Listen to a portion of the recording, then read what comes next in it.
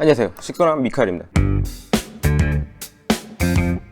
오늘의 주제, 고습도로 식물을 키울 때 진짜 좋을까? 무작정 고습도로만 키운다고 해서, 습도를 이빨에 올려줘서 키운다고 해서 식물이 정말 건강할지, 그거에 대해서 한번 다뤄보려고요. 대부분 보면은 그러니까 식물을 되게 습하게 키우려고 노력하시는 분들이 되게 많은 것 같아요. 특히 관엽 쪽. 근데 뭐 그러니까 단도직입적으로 딱 말씀드리자면 진짜 식물 고수분들 보면은 고습으로 안 키워요. 저 어릴 때, 뭐 지금도 어리지만 20살밖에 안 됐지만 10여 년 전에 알로카시아 저도 키우고 뭐 했었죠. 근데 그때만 해도 실습 이런 말이 없었어. 그러니까 실습 적응, 실습해서 키워도 잘 자란다, 뭐 이런 것들. 뭐 실습은 뭐 실습하는 건 줄 알았잖아. 이게 요즘에 생긴 말이더라고요. 실내 습도에서도 안 죽더라, 뭐 안 마른다, 잘 크더라, 뭐 등등등. 그래가지고 언제부턴가 관엽은 온실 안에 넣고 가습기 틀고 그러고 이렇게 키우는 게 잘 키우는 거라는 뭔가 유행? 뭐 이런 게 좀 생겼더라고요. 물론 일부죠. 모두가 그렇게 하진 않으실 거야. 근데 그런 경우가 되게 많이 보이더라고요. 특히 초심자분들은 그런 것만 보고 그냥 무작정 따라 하시는 경우가 되게 많더라고요. 근데 사실 이 몬스테라, 뭐 알로카시아, 뭐 이런 열대관엽들은 C4 식물이라고 그래갖고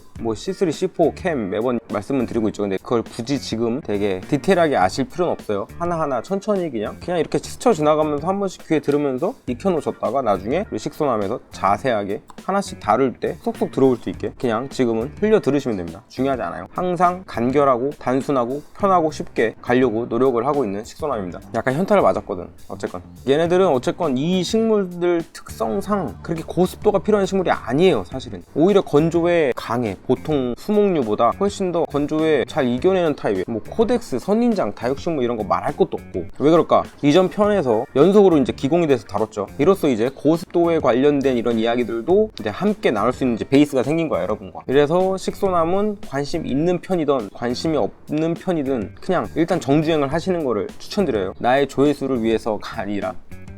맞지 뭘. 어쨌건 근데 진짜 이야기 하려면은 그 전에 했던 이야기들과 다 일맥상통하고 이게 유기적으로 연결돼 있고 스텝 바이 스텝으로 하나씩 여러분들이랑 이야기를 풀어가기 위해서 진행하고 있기 때문에 어쨌건 앞서 말씀을 드렸죠. 식물은 기공을 열어갖고 증산작용을 하고 그 증산작용을 함으로써 토양 내 수분이 이제 끈처럼 당겨 올라온다고 했죠. 위에서 물을 말림으로써 밑에 있는 물이 끌어올라와서 그때 그 물에 함께 녹아있는 그런 무기양분들을 섭취해서 영양분으로서 사용을 하고 그걸 섭취해서 자란다. 핵심이었죠. 그리고 앞에서 기공을 여닫고 하는 것들을 설명할 때 공중 습도가 높으면 기공을 잘 열고 너무 건조하면 기공을 닫는다, 뭐 이런 것도 말씀을 드렸죠. 기공을 열면 식물 성장에 좋다고 했는데 그러면 이제 고습도를 계속 유지해주면 식물한테 엄청 좋은 거 아니야? 기공이 계속 열려있으니까? 뭐 이렇게 생각할 수 있는데 nope.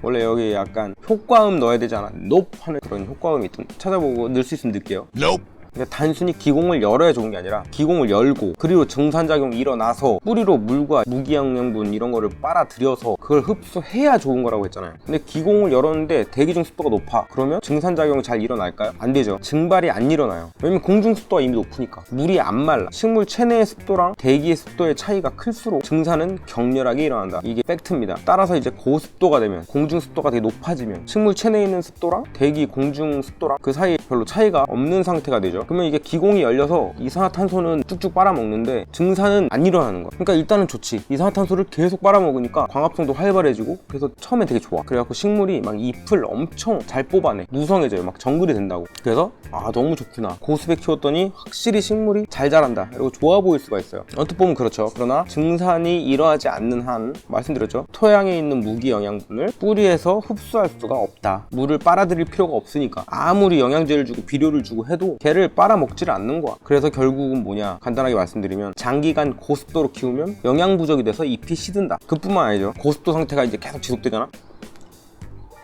기공이 열렸다가 닫혔다가 그런 걸 안 하다 보니까 마탱이가 가요. 고장이 나. 그래서 그 기간이 오래 지속되면 될수록 이제 나중에는 아예 이제 기공이 개폐가, 기공이 열렸다가 닫혔다가 그런 기능이 아예 멈춰버려서 못하게 된다는 그런 연구 결과가 있어요. 제 의견이 아니라 뭐 제가 키워봤더니 그렇다더라가 아니라 기공이 닫혔다 열렸다를 계속 안 하니까 얘가 그 기능을 그냥 잃어버리는 거야. 무뎌져서 망가지는 거지. 결국 그래서 고습도에서 식물을 키우면은 단기간에는 엄청 잘 자란다. 잎도 많이 내고 엄청 울청해지고 좋다. 하지만 장기간이 되면 영양이 부족해진다. 이게 핵심입니다.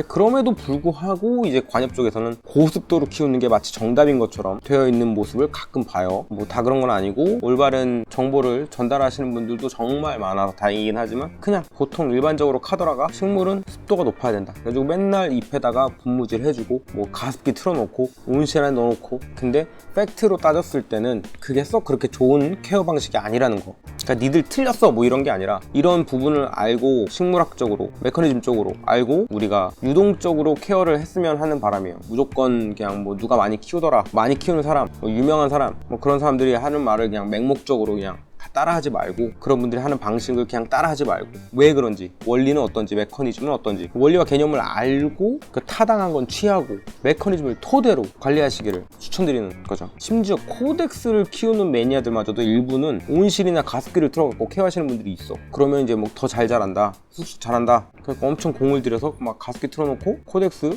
뭐 선인장, 뭐 코덱스라는 게 종은 아니죠, 부류죠. 뚱뚱한 식물들의 총칭인데, 어쨌건 뭐 괴근 식물이라고도 부르지만, 뭐 괴근 식물이라는 단어가 저는 썩 매번 뭐 종종 말씀드리지만 그렇게 올바른 표현은 아니고, 일단 괴근 식물이라는 건 식물학에서 다른 식물을 부르기 때문에 사실 저는 괴근 식물이라고 부르진 않아요.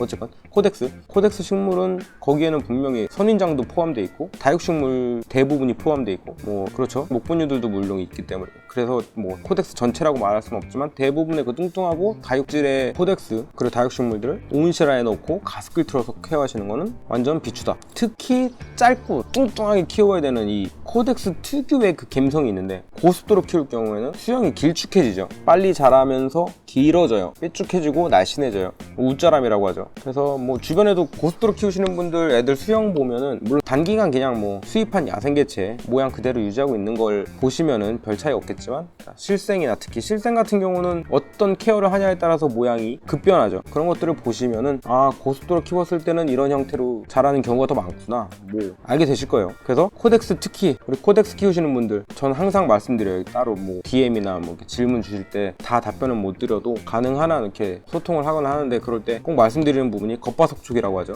건조하게, 그렇지만 용토는 촉촉하게, 그렇게 관리하시는 게 차라리 좋다. 공중 습도를 너무 높이지 않으시기를 추천드립니다. 관엽도 마찬가지예요. 관엽마저도 그렇게 고습도로 장기간 키우는 게 좋지 않은데 코덱스는 오죽하겠냐고. 이 부분에 대해서 꼭 짚고 싶었어요. 하도 주변에서 고습도 실습. 저도 지금 제 식물 지인이자, 뭐 지인이 아니지, 이제 뭐 브로지 브로, 우리 스테판이라는 친구랑, 이제 저보다 나이가 많아요. 그분은, 저는 20살인데 어쨌건 그분한테 선물로 받은 관엽도 있고, 저도 무프덱을 키우고 있어요. 무니프라이 덱을 키우고 있는데, 알로카시아. 지금 저는 결코 잎에 분무조차 해주지 않습니다. 코덱스들과 옆에 놓고 같이 키우고 있어요. 빛도 빵빵하게 받게 해주고. 근데 지금 신엽도 나오고 아주 잘 자라고 있습니다. 무늬도 아주 좋고. 아 맞다, 그 무늬종 질소랑 연관이 있다 없다 막 이런 말도 진짜 많은데, 그것도 한번 다뤄야겠다. 다들 얘기가 다르다고 나한테 이렇게 물어보시는 분들이 있더라고. 질소비료 주면 안 되지 않냐. 질소와 무늬와의 관계는 저는 있다고 봅니다. 근데 좀 달라요. 여러분들이 생각하는 그 관계와는. 보통은 질소를 주면 무늬가 흐려진다고 생각하잖아요. 저는 반대예요.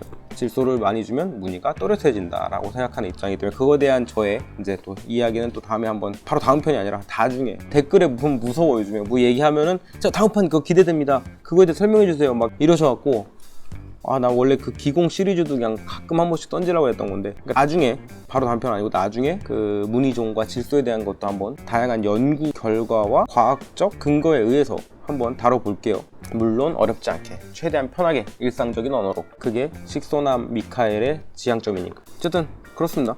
별거 없죠. 원래 우리는 항상 이렇게 바로 끝내잖아. 아, 그리고 오늘 영상도 재밌게 보셨으면 좋아요 한 번씩 눌러주시고, 뭐 댓글 달아주시면 너무 땡큐고, 난 여러분이랑 댓글로 소통하는 게 너무 즐거워. 댓글 변태이기 때문에. 그러면 또 다음 편에 더 좋은 내용, 더 좋은 영상으로 찾아오겠습니다. 안녕히 계세요.